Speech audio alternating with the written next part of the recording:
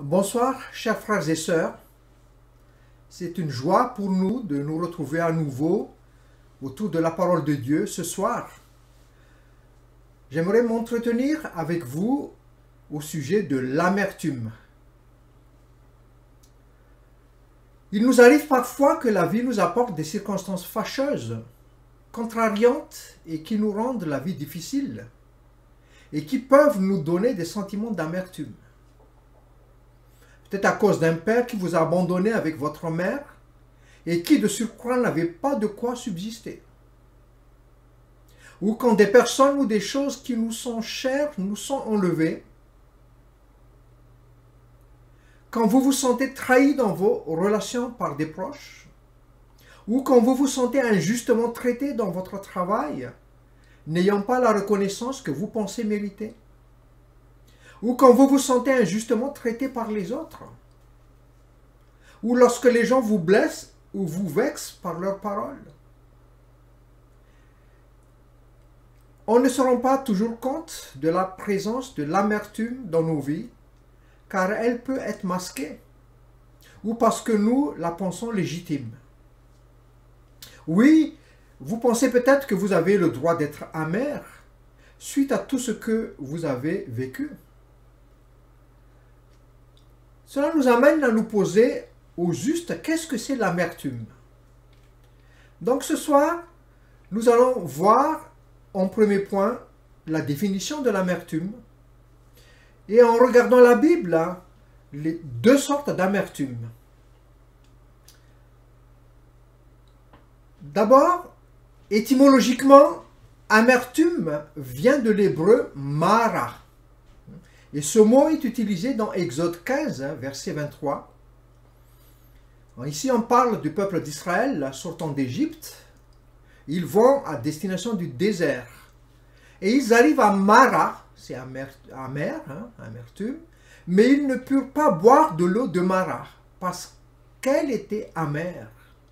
C'est pourquoi cela fut appelé Mara. Donc ici, les Israélites, après la délivrance d'Égypte, comme je viens de mentionner, vont marcher pendant 3 journées sans eau jusqu'à leur arrivée à Mara. Et comme le texte nous le précise, ils n'ont pas pu boire l'eau de cet endroit car elle était amère. Alors, on s'y attend, la réaction est vive, donc ils ont blâmé Moïse. Mais le mot Mara, amertume, est aussi utilisé. Et c'est le nom que s'est donné Naomi, la belle-mère de Ruth, qui est la Moabite, de retour à Bethléem en raison de ses calamités. Nous allons y revenir tout à l'heure. Mais selon Larousse, l'amertume est un sentiment durable de tristesse, mêlé de rancœur, lié à une humiliation, une déception, une injustice du sort, ce qui entraîne au découragement, dégoût, dépit, mélancolie, rancœur et ressentiment. Mais je dirais pratiquement l'amertume, donc en pensant à ces diverses causes que nous venions d'évoquer précédemment, on pourrait dire ceci au sujet de l'amertume. L'amertume, c'est ce sentiment amer dans nos âmes, causé par la perte d'un être cher, ou par la perte de quelque chose, ou lorsque quelqu'un nous a offensés, nous a trahis, ou n'a pas réussi à nous remettre ce que nous pensions qu'il nous devait.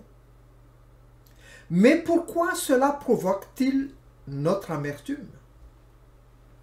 Diverses raisons peuvent être évoquées, mais principalement, il me semble, parce qu'on estime qu'une personne qui nous a fait subir une souffrance nous doit réparation. Et quand cela n'est pas, l'amertume se développe. Cette injustice reste dans la mémoire et crée du poison, si j'ose dire ainsi. Et alors, ce soir, qu'est-ce que nous enseigne la parole de Dieu au sujet de l'amertume? Comme j'ai dit au départ, il y a 2 aspects à considérer. Donc, il y a l'amertume, je ne trouve pas de mots pour le qualifier, mais je dis salutaire. Un but positif, si je peux dire ainsi, et l'amertume injustifiable. En étudiant les passages de la Bible qui traitent de l'amertume, elle peut signifier deux choses qui sont très différentes. Et il ne faut pas les mélanger. Et cette première sorte d'amertume, je ne dirais pas qu'elle est bonne. Quand je parle d'amertume salutaire, je ne dirais pas qu'elle est bonne. En effet, la Bible, il faut se le rappeler, ne justifie jamais l'amertume. Et on ne peut jamais trouver d'excuse juste à l'amertume. Ce que j'entends par amertume salutaire, c'est cette sorte d'amertume qui a trait à quelque chose de très pénible à supporter. Le deuil, l'angoisse, souffrance aiguë, de grandes afflictions, une douleur intense, que l'on éprouve profondément et qui a donc un goût amer pour notre vie. Sans pour autant, et ça c'est les choses les plus importantes, sans pour autant créer en nous un sentiment de méchanceté ni de révolte envers Dieu. Tandis qu'il y a une deuxième sorte d'amertume, plus dangereuse car produit des conséquences catastrophiques. C'est l'amertume qui vient d'un cœur rempli d'animosité, de méchanceté, d'aigreur. Elle, par contre, va chercher à se venger, à blesser, à faire du mal, étant peut-être blessé par quelqu'un ou par quelque chose qui est arrivé. Donc ce soir, je veux parler du premier aspect, l'amertume salutaire. Oui, la Bible nous donne plusieurs exemples d'hommes et de femmes qui sont passés au travers d'un creuset très dur, d'une épreuve, d'une fournaise, où ils ont connu cette première sorte d'amertume. Je dirais l'amertume de l'épreuve. Et je vous invite à lire avec moi Ruth, le livre de Ruth, chapitre 1, versets 1 à 6 et versets 19 à 21. Donc c'est le premier texte que nous allons considérer et nous allons voir l'attitude de Naomi, qui a subi des choses difficiles dans sa vie et qui est devenue amère. Nous lisons, du temps des juges, il y eut une famine dans le pays. Un homme de Bethléem de Juda partit avec sa femme et ses deux fils pour faire un séjour dans le pays de Moab. Le nom de cet homme était Elimelech, celui de sa femme Naomi. Et ses deux fils s'appelaient Machlon et Kiljon. Ils étaient Ephratiens de Bethléem de Juda, arrivés au pays de Moab. Ils y fixèrent leur demeure. Au verset 3, Elimelech, mari de Naomi, mourut. Elle resta avec ses deux fils. Ils prirent des femmes moabites, dont l'une se nommait Orpa et l'autre Ruth. Et ils habitèrent là environ 10 ans. Au verset 5, Machlon et Kiljon moururent aussi tous les deux. Et Naomi resta privée de ses deux fils et de son mari. Puis elle se leva, et elle et ses belles-filles, afin de quitter le pays de Moab, car elle apprit au pays de Moab que l'Éternel avait visité son peuple et lui avait donné du pain. Au verset 19, elles firent ensemble le voyage jusqu'à leur arrivée à Bethléem, et lorsqu'elles entrèrent dans Bethléem, toute la ville fut émue à cause d'elles, et les femmes disaient, « Est-ce là Naomi ?» Elle leur dit, « Ne m'appelez pas Naomi, appelez-moi Mara, car le Tout-Puissant m'a rempli d'amertume. » Verset 21, « J'étais dans l'abondance à mon départ, et l'Éternel me ramène les mains vides. Pourquoi m'appellerez-vous Naomi, après que l'Éternel s'est prononcé contre moi, et que le Tout-Puissant m'a affligé? » Donc nous sommes à l'époque des juges, où chacun faisait ce qui lui semblait bon. Et il y avait une famine en Israël, il n'y avait plus rien à manger. Et donc Elimelech et sa femme, avec ses deux fils, étaient partis d'Israël pour aller dans le pays de Moab, qui était un pays ennemi pour Israël. Les Moabites étaient un peuple qui était exclu d'Israël, mais ils avaient du pain en ce moment-là. Sur place, les deux fils se sont mariés avec des Moabites, puis Naomi a perdu son mari, et puis ses deux fils. Et elle se retrouve seule avec ses deux belles-filles moabites. Donc ce fut pour elle une très grande épreuve les années passées, puis un jour ayant appris qu'il y avait de nouveau du pain en Israël, comme nous lisons dans le verset 6, car elle, en parlant de Naomi, apprit au pays de Moab que l'Éternel avait visité son peuple et lui avait donné du pain. Alors, Naomi dit à ses deux belles-filles, « Bon, maintenant je vais rentrer dans mon pays parce qu'ils ont du pain. Et vous, restez ici chez vous. » L'une a préféré rester et l'autre, Ruth, a dit, verset 16, « Ne me presse pas de te laisser, de retourner loin de toi. Où tu iras, j'irai. Où tu demeureras, je demeurerai. Ton peuple sera mon peuple et ton Dieu sera mon Dieu. Où tu mourras, je mourrai et j'y serai enterré.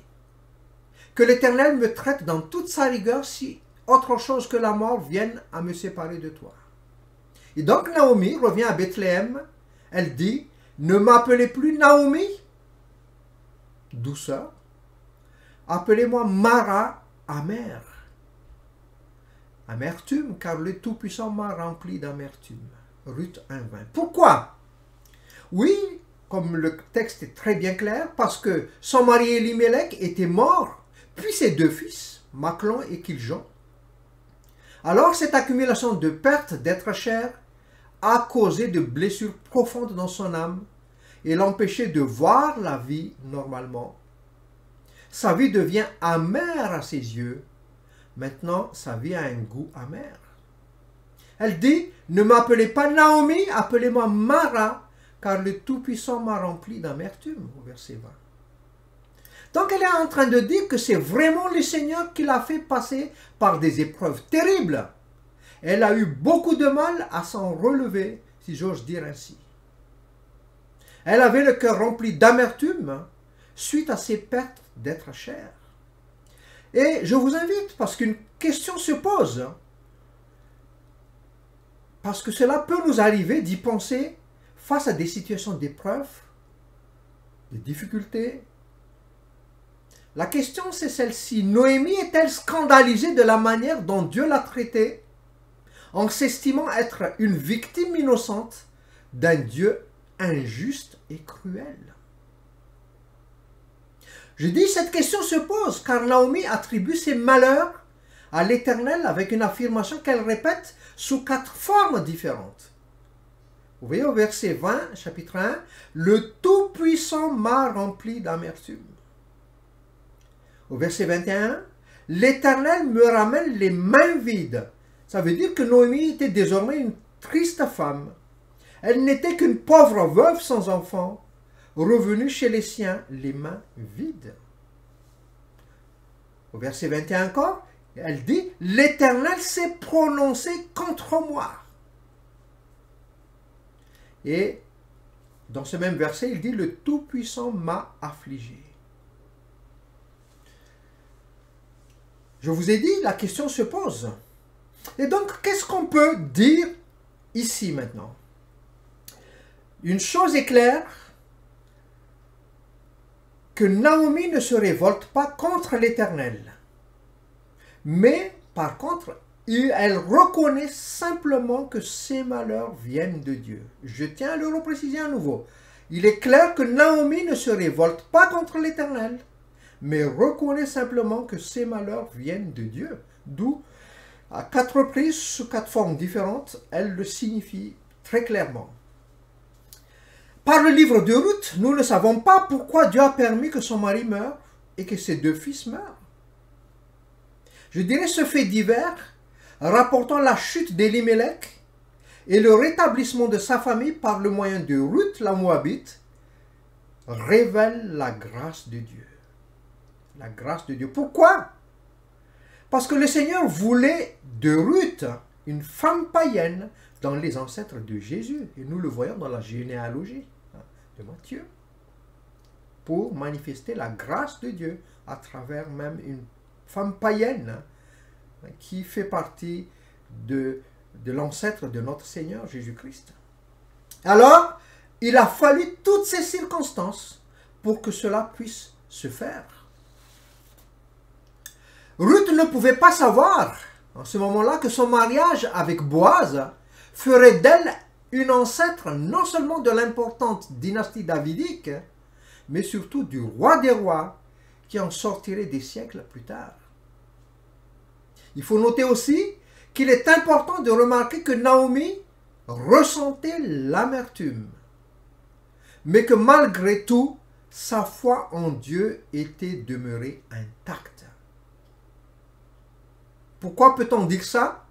Parce que nous lisons dans le chapitre 2, verset 20, « Elle loua Dieu pour la gentillesse que Boaz montra envers Ruth, sa belle-fille. » Nous lisons, Naomi dit à sa belle-fille, « Qu'il soit béni de l'Éternel. » En parlant de l'Éternel qui se montre miséricordieux pour les vivants, comme il le fut pour ceux qui sont morts.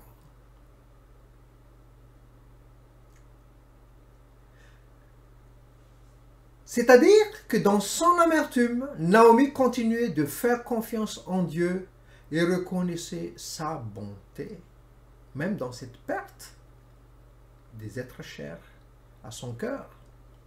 Il faut noter aussi que le but du Seigneur n'était pas de laisser Naomi dans l'amertume. Pourquoi? Je dirais on peut le voir de deux façons. Et la première façon, je ne veux pas être dogmatique là-dessus, mais juste un constat que je fais. Vous voyez le changement de nom, l'Esprit, en inspirant ce texte, c'est pas anodin, à mon avis. Par le changement de nom, Naomi, gracieuse, et les difficultés étant passées par là, puis elle se nomme Mara, amère. Mais finalement, elle trouve la bénédiction de Dieu, puis la restauration, et elle est redevenue Naomi, la gracieuse. Oui, pourquoi je dis ça? Parce que dans la Bible, le nom reflète la personne. Donc je dirais ces va-et-vient dans le changement de nom traduit ces différents états d'âme par lesquels elle a traversé pour un temps donné. Deuxième argument, pourquoi peut-on dire ça? Parce que plus tard, elle a été comblée à nouveau de joie, car elle a été bénie au travers de sa belle-fille qui a eu un fils avec Boaz. Et nous lisons en Ruth chapitre 4, versets 15 et 16. Les femmes disaient à Naomi, « Cet enfant restaurera ton âme et sera le soutien de ta vieillesse, car ta belle-fille qui t'aime l'a enfanté, elle qui vaut mieux pour toi que 7 fils. » Naomi prit l'enfant et le mit sur son sein. Elle fut sa garde. Donc elle a pu à nouveau se faire appeler Naomi. Qu'est-ce qu'il faut retenir de cet exemple? On peut ressentir de l'amertume dans certaines circonstances, mais on ne doit jamais oublier que lorsque nous traversons une épreuve, elle est permise par Dieu, voulu par lui parce qu'il a un but profond pour nos cœurs. On peut se trouver dans l'amertume de l'épreuve, mais on ne doit jamais oublier que pour le Seigneur, ce n'est jamais la destination finale. Le but du Seigneur n'est pas de nous laisser dans cette amertume de la souffrance. Oui, Dieu a promis de nous consoler, mais nous devons continuer d'avoir confiance en lui.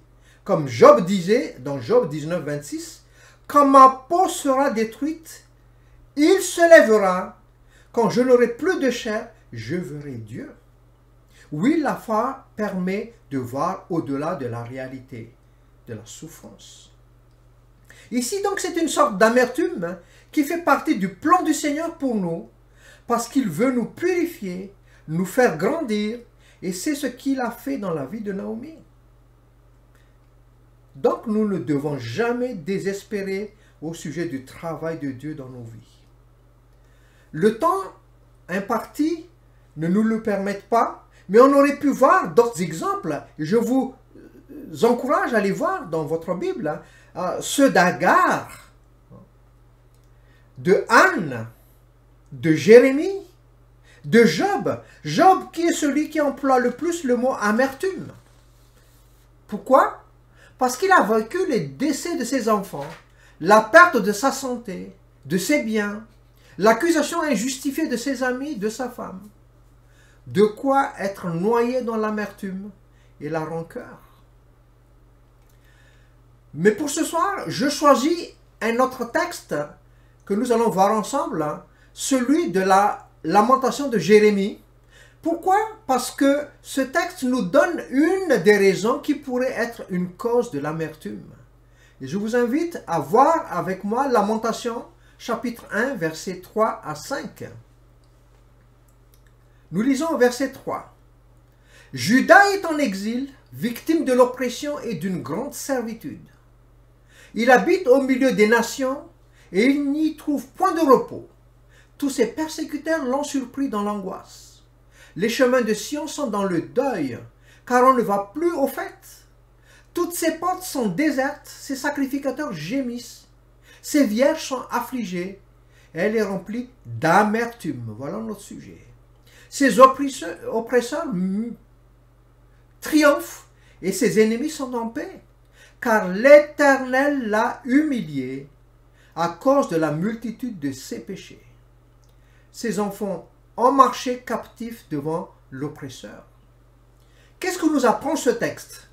Ce texte nous apprend que l'amertume peut avoir pour origine l'abandon de Dieu à cause de notre péché. Donc l'amertume peut être la conséquence d'une attitude de désobéissance par rapport à ce que Dieu veut, c'est-à-dire donc ici la désobéissance, le péché. C'est ce qui est indiqué dans le texte.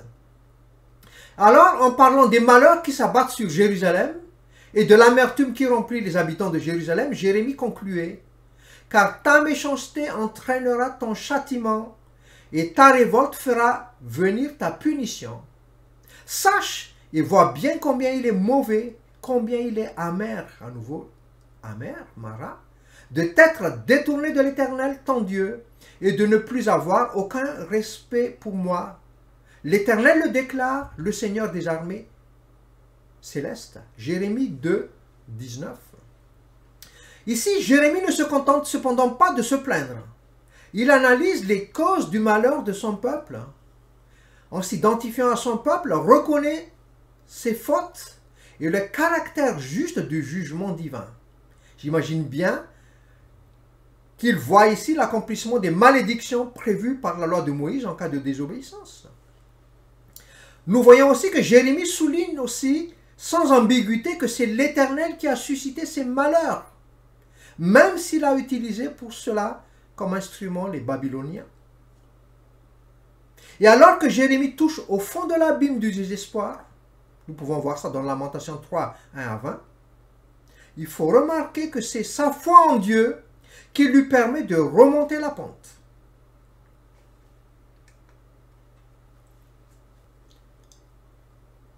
Jérémie trouve ses raisons d'espérer dans le caractère de Dieu, à savoir sa bonté, sa fidélité et son inépuisable miséricorde. Et continuons dans Lamentation 3, versets 19 à 21. « Maintenant, quand je pense à ma détresse, dit Jérémie, et à ma misère, à l'absinthe et au poison, comme mon âme s'en souvient, elle est abattue au-dedans de moi. Voici ce que je veux repasser en mon cœur, ce qui me donnera de l'espérance. Les bontés de l'Éternel ne sont pas épuisées, ses compassions ne sont pas à leur terme, elles se renouvellent chaque matin. Oh, que ta fidélité est grande. » Je tiens à vous remarquer, et je vous encourage à le lire, tout le Lamentation chapitre 3. Il y a quelque chose que parfois on oublie.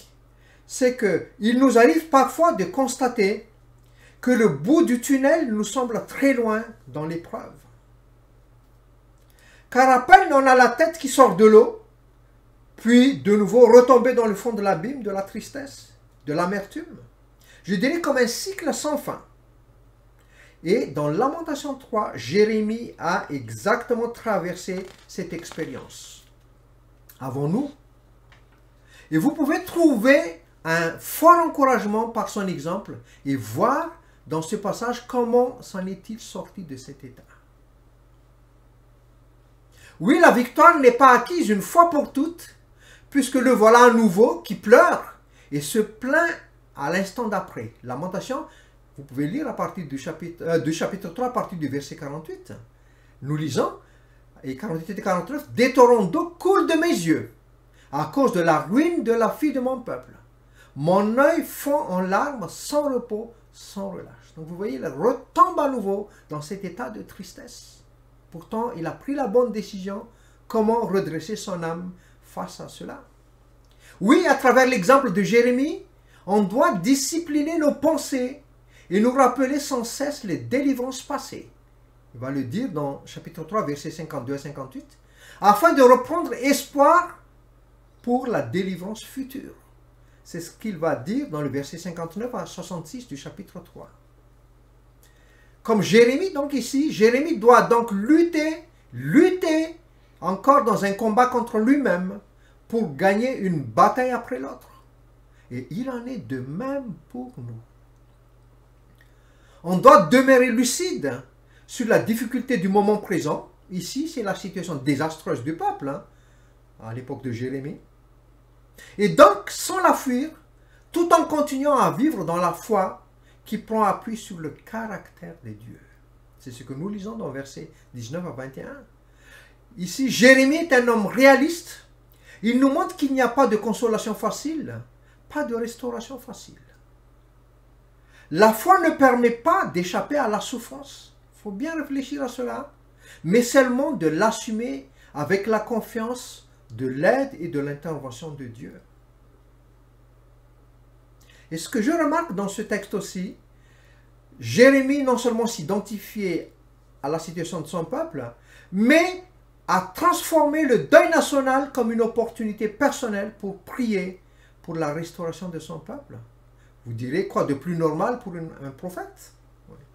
Qu'est-ce qu'il faut retenir ici dans ce passage de Lamentation? En effet, Dieu accueille ceux qui ont le cœur brisé et contrit. Ceux qui croient en lui, même lorsque leur souffrance est un châtiment mérité à cause du péché. C'est le cas du peuple, ici. Alors qu'on peut toucher le fond de l'abîme du désespoir et de l'amertume, la foi dans le caractère de Dieu, à savoir sa bonté, sa fidélité, son inépuisable miséricorde, permet de remonter la pente. Chers frères et sœurs, je vous invite et vous encourage à reméditer sur ces passages. Ce soir, je ne sais pas l'état ou dans le passé ou au présent, ce que vous avez pu traverser. Est-ce que votre cœur est dans l'amertume? Ces deux passages peuvent être un outil, un encouragement pour vous. Méditez là.